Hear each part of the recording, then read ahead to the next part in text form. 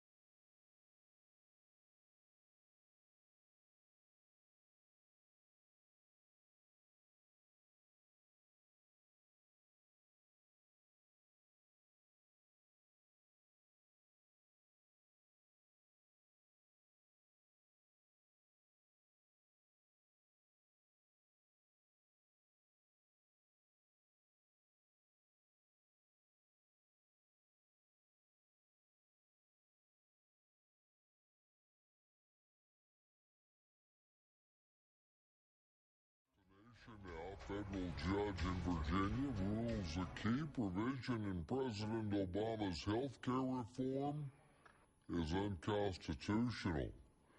The judge ruled Congress lacks the authority to require all Americans to buy health insurance.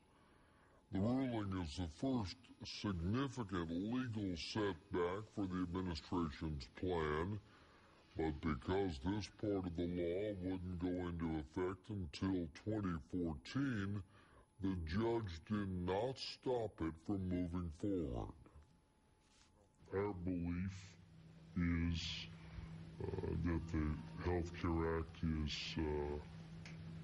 will go forward, and that it is constitutional, that it improves people's lives, and particularly this is the basis, as I said, the provision that allows us to finally address the lingering discrimination against those who have a pre-existing condition. It's good to see a federal judge understands what I and most Oklahomans have known from the start. President Obama's health care plan is unconstitutional. Fallon went on to say she will continue to work with the Attorney General-elect Scott Pruitt to explore our state's legal options and find the best way to fight back against the federal health care bill. Back in D.C., Senator... The nation now, federal judge in Virginia rules a key provision in President Obama's health care reform is unconstitutional. The judge ruled Congress lacks the authority to require all Americans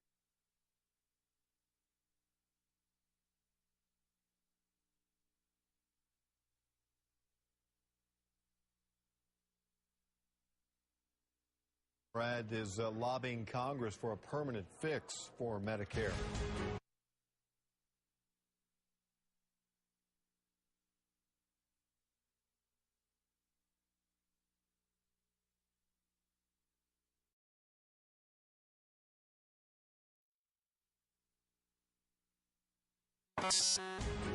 Across the nation now, federal judge in Virginia rules a key provision in President Obama's health care reform is unconstitutional. The judge ruled Congress lacks the authority to require all Americans to buy health insurance. The ruling is the first significant legal setback for the administration's plan, but because this part of the law wouldn't go into effect until 2014, the judge did not stop it from moving forward. Our belief is that the Health Care Act will go forward, and that it is constitutional, that it improves people's lives, and particularly this is the basis, as I said, the provision that allows us to finally address the lingering discrimination against those who have a pre-existing condition. And the current House Speaker, Democrat Nancy Pelosi, says Congress will stand firm against attempts to roll back the health care law. Meanwhile, Oklahoma Governor-elect Mary Fallon agreed with the judge's decision today, and she released a statement saying, quote, "Today's ruling is an important step in rolling back the president's job-killing health care bill. It's good to see a federal judge understands what I and most Oklahomans have known from the start. President Obama's health care plan is unconstitutional." Fallon went on to say she will continue to work with the Attorney General-elect Scott Pruitt to explore our state's legal options and find the best way to fight back against the federal health care bill. Back in D.C. Show for 10 years and counting. The O'Reilly Factor.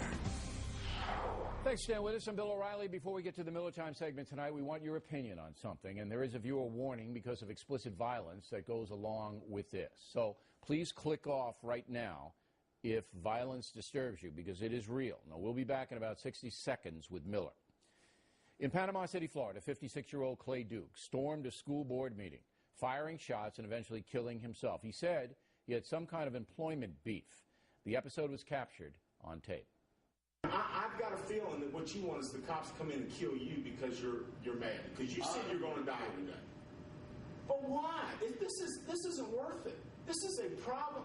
Please don't. Please don't. Please. I'm going to kill you. All right, he then killed himself. Nobody else was killed. They survived, but, I mean, my God. So we're asking you to vote on BillO'Reilly.com. Should the media show stuff like that? All right? Should we show it or ignore it? Because we do have the choice. Now, it's been all over the place today. Show it or ignore it. Now, remember, I gave you a viewer warning, told you what was coming. But it's a very interesting poll. We'll give you the results on Monday.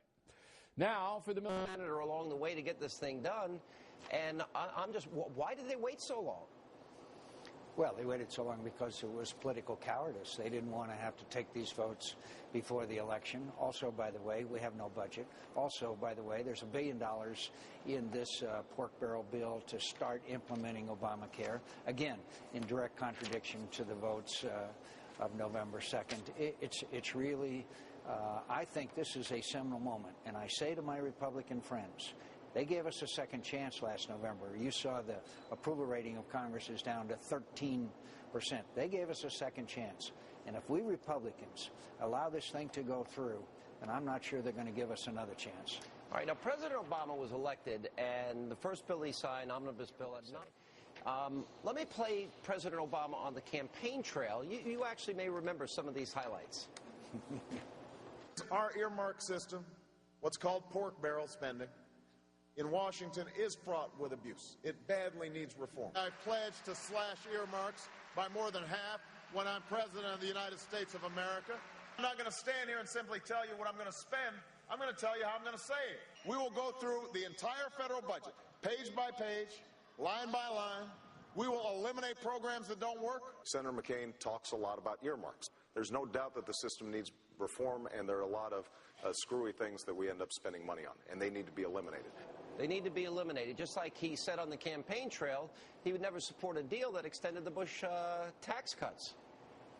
All he's got to do is tell the Democrats over here that he's going to veto this bill, and we could shut it down in a New York minute. And by the way, all we have to do is pass a 45-day clean continuing resolution. In other words, no earmarks, no pork barrel, no nothing. Just keep the government in being and operating until the middle of January or the beginning of February, and let the new representatives of the voters of November 2nd take charge and go to work. That's all they